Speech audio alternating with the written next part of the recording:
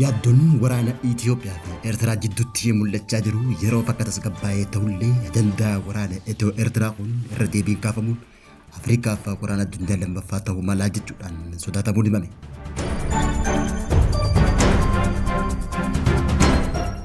Raayyaan ittisa Israa'el fi ajajni addaa biyya Israa'el biyya keessaa ibsa baaseen Idaal kan walakkarraa eegalee haleellaan misaa'ila bilaastikii 4 Iraan irraa dhufe Israa'el rukutee jiraachuu beeksise.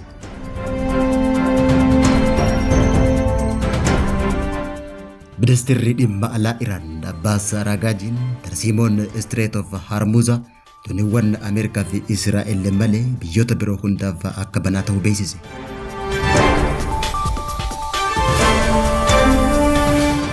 Gorsaan waajjira ministeera muummee Diyaaqoon Daani'el Kibrat dhaamsa dabarseen diyaaspooraan biyya jiraatan keessatti awwaalamuu akka qaban dubbate.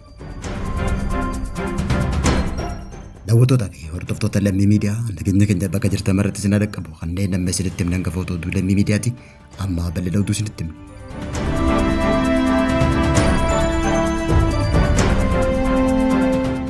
Itoophiyaa fi Eertiraa jidduutti waraanni haaromfamee kaafamuudhaaf amma qarqara dhumaarra gahuun himame. Wallabdee Itoophiyaa fi Eertiraatuun karaa nagaatiin furamuu baannaan waraana addunyaa lammaffaa Afrikaa ta'uu akka danda'u xiinxaltoonni siyaasaa yaaddoo qabaachuu gabaasni Anaadolu Eejensii mul'iseeti jira. Waraanni Itiyoo-Eertiraa kunis biyyoota ardiilee 3 irraa hanga 15 hirmaachisuu akka danda'u ogeessi nagaa fi wallabdee gaafa Afrikaa Piroofeesar Keetil Tiroonvool akeekkachiisuudhaan gabaafame. Piroofeesar Keetil Tiroonvool dhaabbata oduu Anaadolutti akka himetti wallabdeen biyyoota lameen jidduu jiru hammaachuun humnoota naannoo fi idil addunyaa kallattiin gara wallabdee kanaatti galchuu akka danda'an ibse.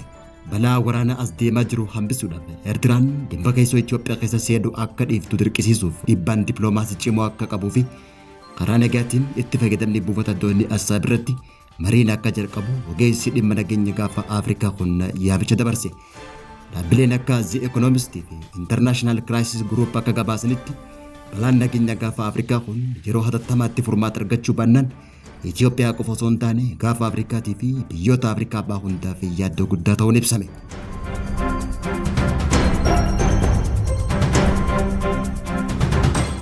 Raayyaan ittisa Israa'el fi ajajni addaa biyya keessaa ibsa guyyaa irraa baaseen halkan qofa misaa'illi Iraan 4 haleellaa kan raawwate yoo ta'u haleellaan kun jiddugala Israa'el Yerusaalem utaalee kibba biyyattii fi West Baankii keessatti saayiraniin haleellaa qilleensaa irra deddeebiin akka dhagahamu taasisuun ibsameet jira.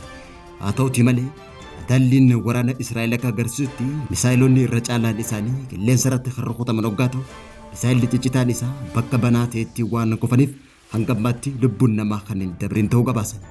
Akka gabaasni Aljaziiraa ibsutti haleellaa Iraan wajjin wal qabate hidhattoonni Hezbollah Lebaanos irraa rookeetiin fageenya dheeraa dhukkaafaman Tel Aviv fi naannoo isii keessatti saayiraniin akka dhagahamu taasisee jiraachuu hubachiisan. Waraanni Hezbollah torban lamaan dabran kana keessa rookeetota 100 lakkaa'aman gara Israa'el kan dhukkaase yoo ta'u irra caalaan isaanii kutaa kaaba biyyattii irratti kan xiyyeeffatan ta'uun ibsame. Jijjiiramni kallattii fi haleellaa kana cimsu hordofuun ajajni waraana Israa'el uummanni akeekkachiisan nageenya xiyyeeffannaa guddaa akka argatuu fi yeroo saayiraniin misaa'ila dhagahamutti hatattamaan gara boolla isaaniitti baqachuu akka qaban akeekkachiisa cimaa kan jiraachuun ibsame. Bakkeewwan biyyattii adda addaatti wallabdee cimaa hammaatiin sagaleen dhohinsaa dhagahamus hanga ammaatti haleellaan raawwatameen miidhaan cimaan akka hin dhaqqabin ibsame. Gama biraatiin ammoo ministeerri muummee Israa'el Benjaamin Netanyahuun haleellaa Israa'el dhiyeenya kana raawwatteen saayintistoota niikuleeraa Iraan hedduu meeshaa niikuleeraa qopheessuu keessatti hirmaatan jaamee amanamu ajjeesuu ibsa bitootessa 13 bara 2026 kanneen beeksise. Hoogganaan Israa'el kun ibsa karaa televezyiinii biyyaalessaatiin kanneen tarkaanfiin kun qaama tattaaffii Israa'el dandeettii niikuleeraa fi waraana Iraan laaffisuu itti fufee jiru keessaa tokko ta'uu ibsuudhaan Israa'el haleellaa qilleensaa haarawaa bakkeewwan diroonii fi iddoowwan waraanaa tarsiimoo biroo bu'uuraalee ittisa Iraan waliin wal qabatan irratti xiyyeeffachuunis kan raawwatame ta'uu hime. Haa ta'uutii malee giddugalli kuufama misaa'ilaa bilaastikaa Israa'el balaadhaan akka miidhame Ameerikaan beeksisu seenaa 4 kan gabaase hoggaa ta'u kunis ammoo Israa'el hanqina misaa'ilaa akka isii mudatee sababa ta'uun gabaafameeti jira.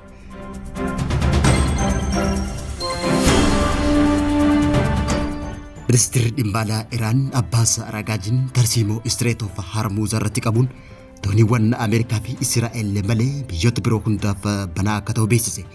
dhiyeenya kana Iraan tarkaanfii fudhatteen erga markabaalee doonii Ameerikaa hedduu barbadeessaniin booda buufata bobaa akka addunyaatti dooniiwwan buufata bobaa keessa dabruun beekamu Strait of Hormuz cufuudhaan biyyoota addunyaa hedduutti yaaddoo uumuun ni yaadatama. Guyyaa irraatis ministeerri dhimma alaa Iraan Abbaas Araghchiin gaaffii deebii miidiyaa MBS Now waliin taasiseen cufamuu buufata Hormuz ilaalchisee dooniiwwan biroo walabaan sodaa tokko malee dabruu akka danda'an ibsuudhaan garuu dooniiwwan Ameerikaa fi Israa'el dabruun gonkumaa kan hin yaadamne ta'uu beeksise. Yeroo ammaan tana dooniiwwan bobaatii fi dooniiwwan daldalaa hedduun Strait of Hormuz keessa dabraa akka jiran kan beeksise Abbaas Araghchiin dooniiwwan Ameerikaa fi Israa'el itti dhiyaachuun kan hin danda'amne ta'uu dubbate.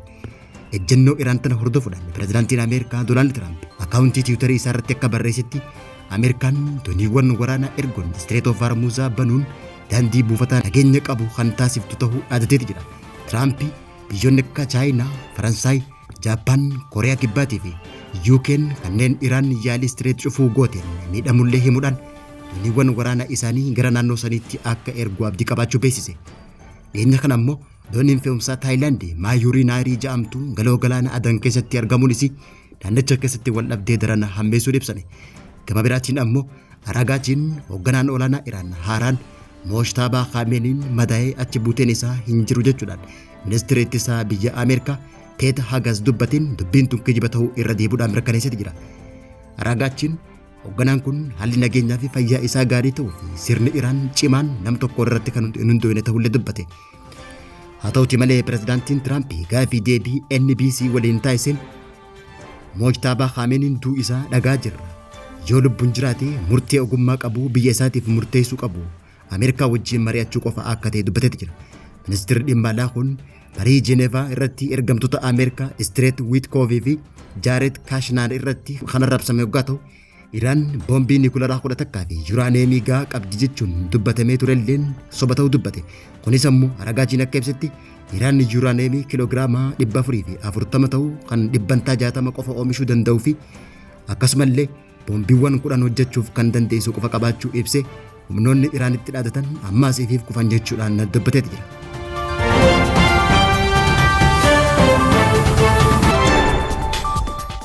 Gorsaan waajjira ministeera muummee Diyaaqoon Daani'el Kibrat dhaamsa dabarseen diyaaspooraan biyya jiraatan keessatti awwaalamuu akka qaban akeekkachiise. Gorsaan damee hawaasummaa ministeera muummee Diyaaqoon Daani'el Kibrat lammiileen Itoophiyaa biyya alaa diyaaspooraa ta'uun biyyoota alaa jiraatan dhimma dantaa biyyaalessummaa irratti ilaalcha isaan biyya dhaloota isaaniitiif qaban cimsee qeequudhaan warri biyya isaanii diiguuf halkaniif guyyaa hojjetan akkuma biyya ormaa ta'anii Itoophiyaa diiguuf hawwan yeroo du'anillee biyyuma jiraatan sanitti akka awwaalaman dhaamsa dabarse. Gorsaan kun diyaasporaan dhimma biyyattii keessa seenuu akka hin qabnee fi yeroo du'anitti mirga Itoophiyaa keessatti awwaalamuu akka hin qabne cimsee dubbate. Diyaaqoon Daani'el Kibrat haasawaa isaa keessatti rakkoo fi gidiraa biyyattii odoo hin qooddatin dhumarratti Itoophiyaa keessatti awwaalaa jechuun diyaaspooraa sirrii akka hin taane akeekkachiisetti jira. Namni biyya isaatiif hin qabsaa'in gatii jireenyaatiif hin rakkanne wareegama hin kafallee biyya tiifanneetti dhufe awwaalamuu akka hin qabne jechuudhaan Diyaaqoon Daani'el Kibrat namoonni yeroo dheeraaf biyya alaa jiraatan biyya keessa jiraatanii kireeffatan keessatti awwaalamuu akka qaban akkasumallee diyaasporaan gaafii tokkollee Itoophiyaa irraa akka hin qabne cimsee dubbate. Diyaaqoon Daani'el Kibrat dubbii kana kan dubbateef keessumattuu namoonni hidda dhalootaan Itoophiyaa ta'anii garuu ammoo biyyatti baqatan taa'uudhaan Itoophiyaan akka diigamtuuf hojjechaa turan yeroo du'anitti Itoophiyaa jaalachuu akka hin qabne akeekkachiisetti jira.